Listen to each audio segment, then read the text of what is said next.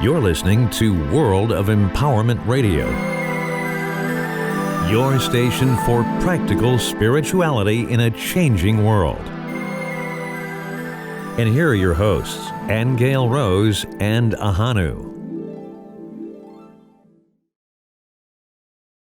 You are very welcome. I am Ahonu, and this is my lovely Aingeal Rose. Aingeal Rose and I are about to enter into a discussion about forgiving God. Now, this is heavy and this is deep, and we're going to traverse various layers of understanding. It arose from a feeling that I had where I started by forgiving myself. And the more I started to do that, the more I realized, oh, you've got to forgive others around you too. You got to forgive your family. You got to forgive your parents. And then you got to forgive those parents and those great-grandparents and so on. And I started finding myself going back in time because they all accounted for me being here now. So I was going back, and then through big time periods and wars and battles and all kinds of pestilence and disease and destruction in history. And I thought, okay, we got to forgive history. And then we got to forgive the world. And the more further back I was going, the bigger it seemed to get. And it reminds me of a story one time where Aingeal Rose was trying to read the Akashic records to see God, was it, or to reach God? And it's like as if we were on a road trip at the time, and it was going to take forever because she couldn't actually get back to that origin point. And I was the same way with forgiving myself. It's like the more I went back, the more I realized that this is getting bigger. It got cosmic, it got universal. And then it came to the point where I'm saying, I've got to forgive God. Now that opened up a can of worms. So yeah, because you were angry. Well, it wasn't so much that I was angry. The little human here was angry at God. Remember? Well, that's true. Remember how mad you were at God? That's true. And that's fair. I'm glad you raised that, because I think that's what the separation is where we are. I know I feel angry at God and let's put gender on it for the sake of having to. He, call it, whatever you like, but... Are you going to spark a discussion? I know, see, this is what I'm saying about the different levels of things that we have to cover if we're talking about this subject. But I found myself,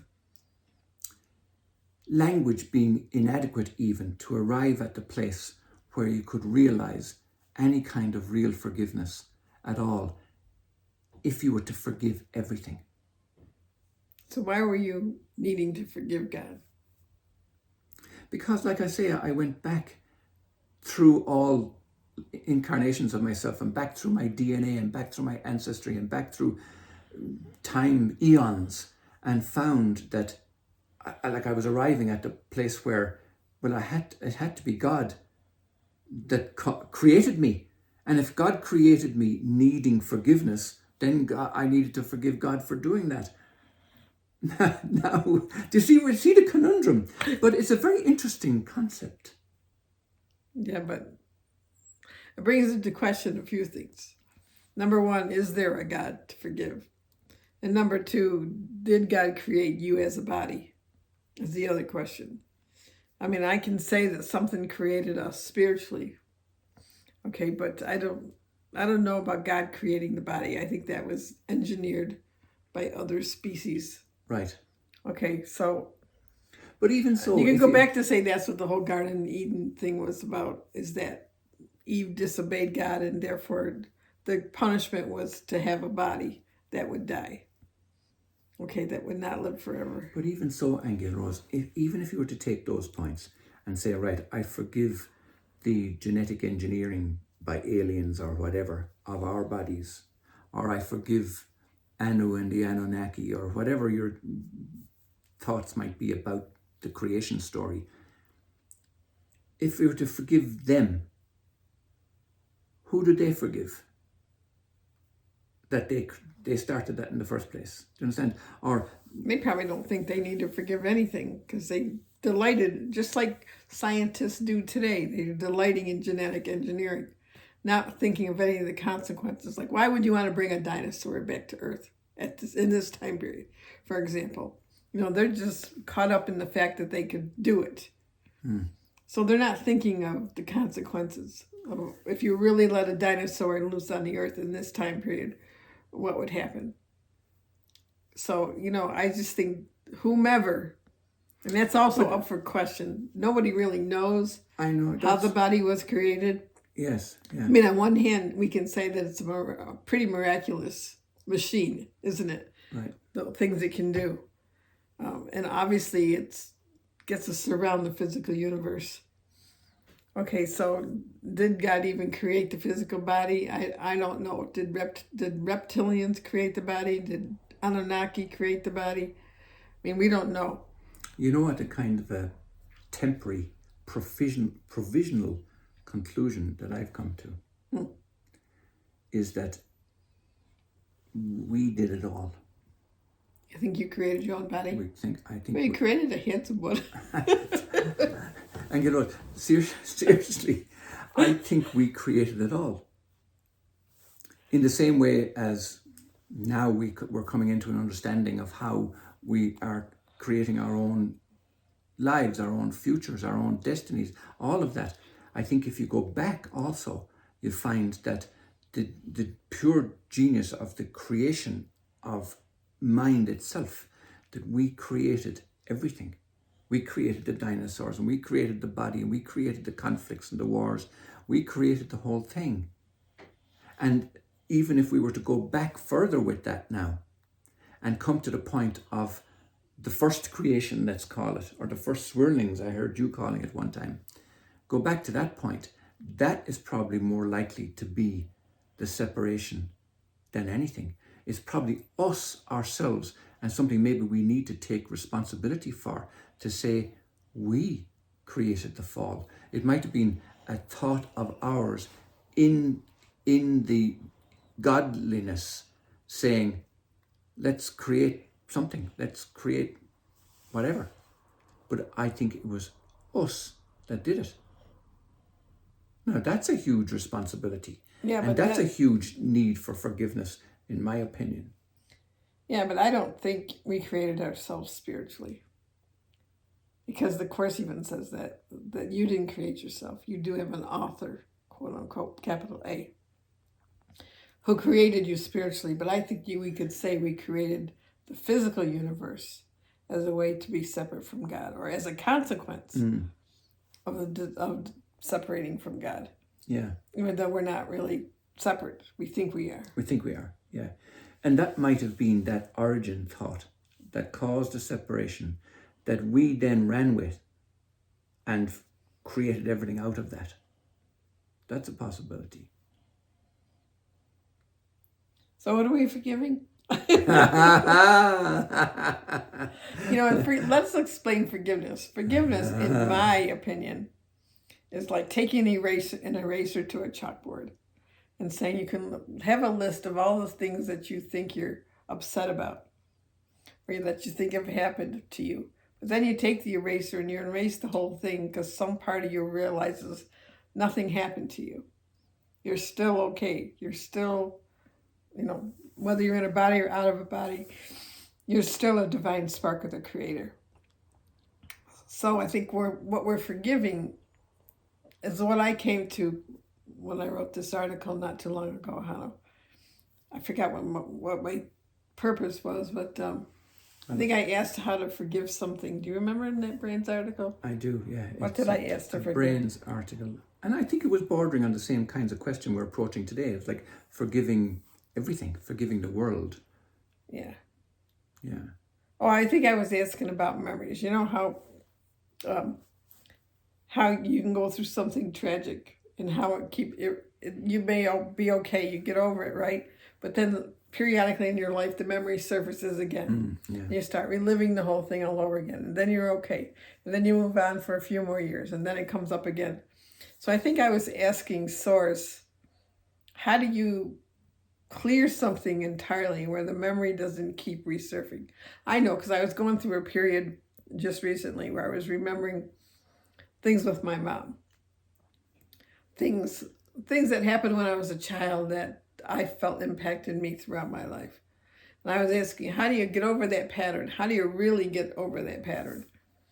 And the answer I got from Source was only by complete forgiveness.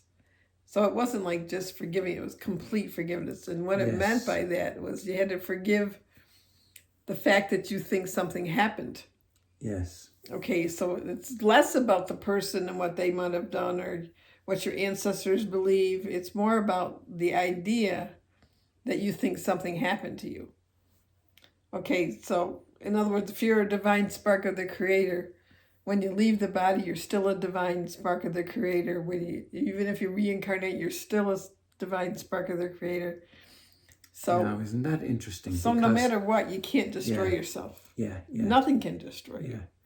So, in terms of the question that I asked about forgiving God, like that big idea, it started by me thinking that I needed to forgive myself first, and then I needed to forgive my parents and their parents.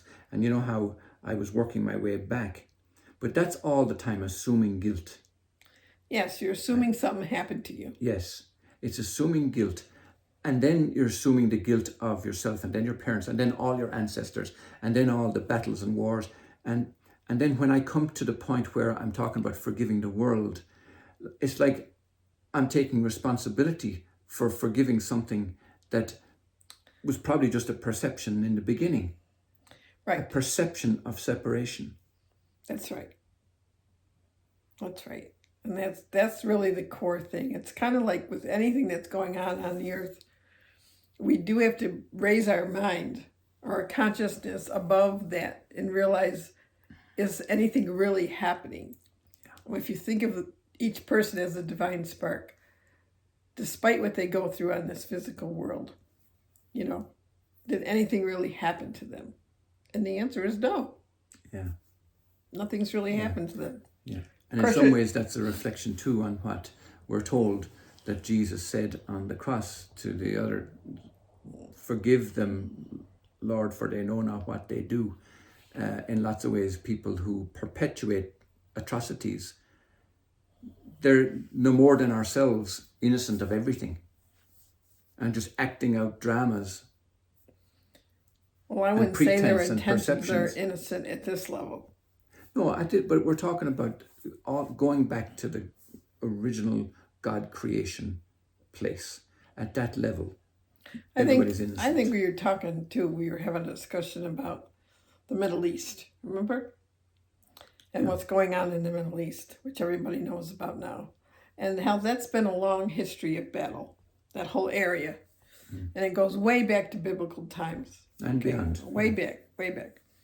But the whole point of it is that they're just creating the past over and over again, reenacting the past over and over again, and the people involved are just reenacting the past over and over again. This battle, this war, over crazy stuff, as we know. It's like you said, they're in their own living memory and reenacting it continually. Yeah, and when you think of your ancestors too, it's the same thing. What stuff gets passed down genetically, imprints, patterns from your past, from your ancestries. Okay, and it's all happens because we haven't forgiven the idea that something has happened. Yeah, but that's what I was looking for initially, was that initial forgiveness of myself. Right. But from what I hear you saying is we've got to go to the level of where nothing happened in the first place. Right. That it's all, the whole thing's a perception. All our being here in the physical body is a perception. And the more we can see it from that perspective, I think the more sense of freedom is there. Well, I think too, it addresses the whole belief in guilt that's rampant around the whole world. I mean, religions teach it from the get-go. Yeah. You're a sinner, you need to be punished. You need to be washed clean and all this crap. Okay? So I think in the the government system is the same way. You're guilty before you, even though they say it's the other way around, but really guilt is assumed on people. And everybody does it. They do it in relationships, they do it in their children, they do it, in their bosses. I mean, it's everywhere, okay? So subconsciously, we all have this belief in guilt. And it's another thing that keeps us separate. We just assume guilt on a subconscious level with people. So we don't trust them completely. We don't, So I just think that's the idea that has to be forgiven, that we're guilty. Okay, and I think you can see the effects of it everywhere, really. Okay, people who are punished somewhere believe that they deserve to be punished. Okay, I don't think there are any innocent victims. I think that it's all subconscious beliefs and programs that we have. And that's what needs to be forgiven. It's kind of like when you say the Ho'oponopono prayer. That man realized that whatever he's seeing in another person, he carries himself. Right. And so he created this forgiveness prayer, basically, which healed everybody, himself and his patients. Okay, so I think that we have to go to the big, especially now. Now we're in this interesting time period where we're supposed to be transitioning to a new paradigm, which is really, a new paradigm means completely new, not carrying the old stuff with you, not carrying the way we've been living in the past with us, which is all the guilt, blame, punishment, authority figures that are telling you you're bad, this and that and the other. I even remember something small back in school, in high school, because I wasn't in love with school. But when our report cards would come, it'd come in the mail. And they did that so that kids couldn't hide the report card, high school. So my mother said, well, you'll know how your report card was if I would hang out a white flag outside. Oh my God. When you coming home from school. Yeah, so you're seeing if it's not a white flag, you're in deep shit, right? But I just remember the fear around that, the whole worrying about it on the bus on the way home, and this feeling of, oh my God, how's she going to punish me if my grades aren't what she wants them to be? And it was just such anxiety about that, about everything, really, and I just think that, that's what has to be forgiven, that we assume guilt on people, and the whole world does it, and we look for it. We actually look for it. The whole judicial system is about, let's look for who's guilty, who's to blame, whose fault is it, and let's punish them for it, Right. So I think that's the whole paradigm that has to go, because it's just a paradigm of death consciousness. And we're supposed to be moving into a more cooperative, loving way of seeing, as you mentioned, perception. Okay, but we really have to, when you talk about responsibility, that's the responsibility. We have to look into ourselves and see, where are we doing that? Where are we projecting guilt and blame and judgment on other people? And where are we not being loving and giving people a loving response? Because there's just no possible, and in fact, all of that old paradigm is all a separatist paradigm.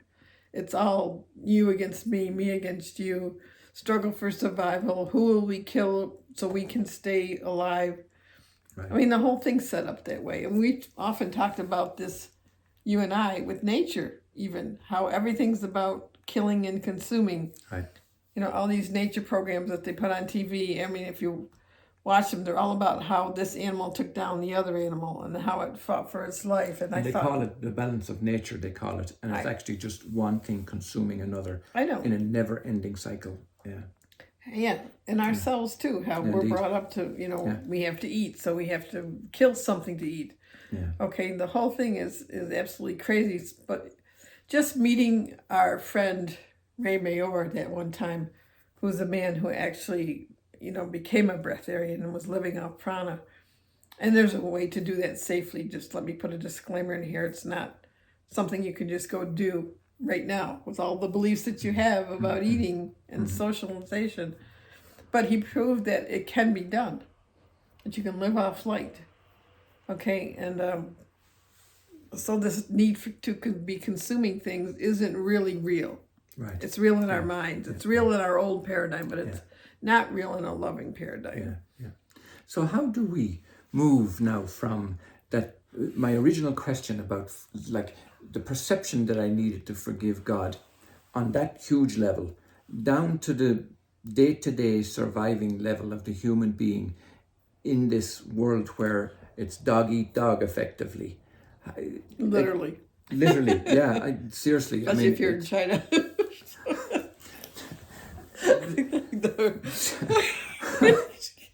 Well, you're right to laugh, actually, because it is ludicrous. The whole thing is ludicrous.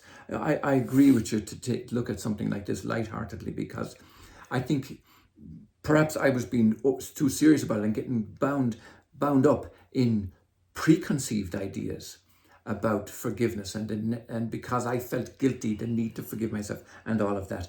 So perhaps the message out of this is to continue to look at everything from a very high level, from a high frequency level, where we're realizing that look at the game that we created, look, and are continuing to create. Look at the stupidity of a lot of the things. Look at the total ridiculousness of a lot of the things that we give our attention to.